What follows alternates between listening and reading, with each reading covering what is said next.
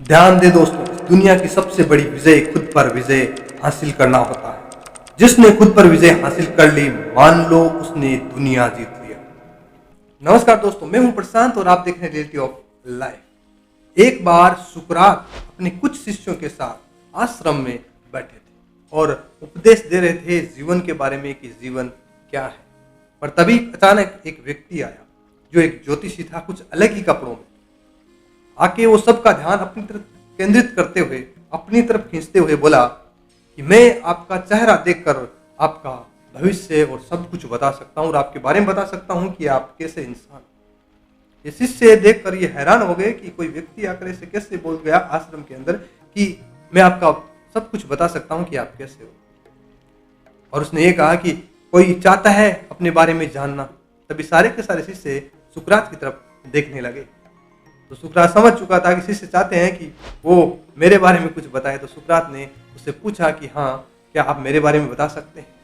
तब वो ज्योतिषी उनके बारे में बताना शुरू करता है। पहले वो ज्योतिषी उनके चेहरे की तरफ देखता है।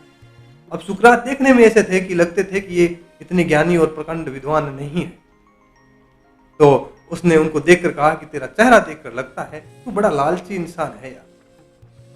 तेरे कान ये देखकर लग रहा है कि तू बड़ा घमंडी आदमी है, तू बड़ा राजनीतिज्ञ आदमी है, तू सत्ता गिराने वाला आदमी है।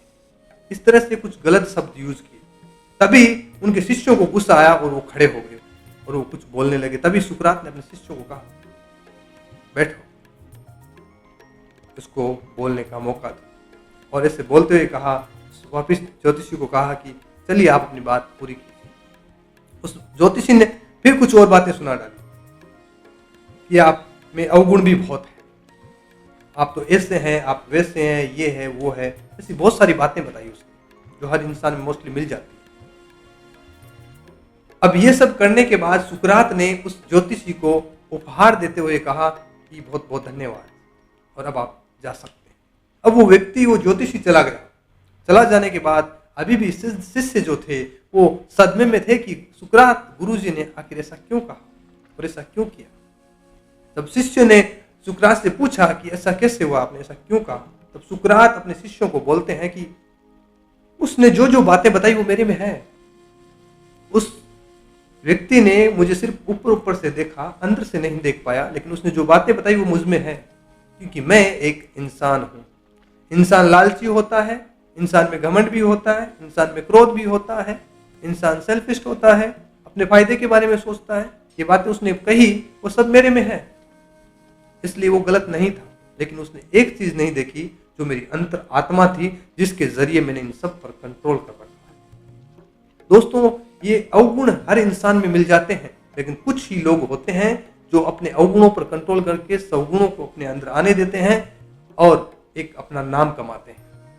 तो अगर आपने कोई गलतियां की हो अपनी लाइफ में या आपके अंदर कोई कमियां हो, तो आप अगर उन पर कंट्रोल कर लेते हो तो आप भी एक अच्छे इंसान बन सकते हो। अगर लाइफ में आपसे कोई गलती हुई है, आप उसका सुधार करोगे, उसके ऊपर पश्चाताप करोगे, तो आप भी एक अच्छे इंसान बन सकते हो।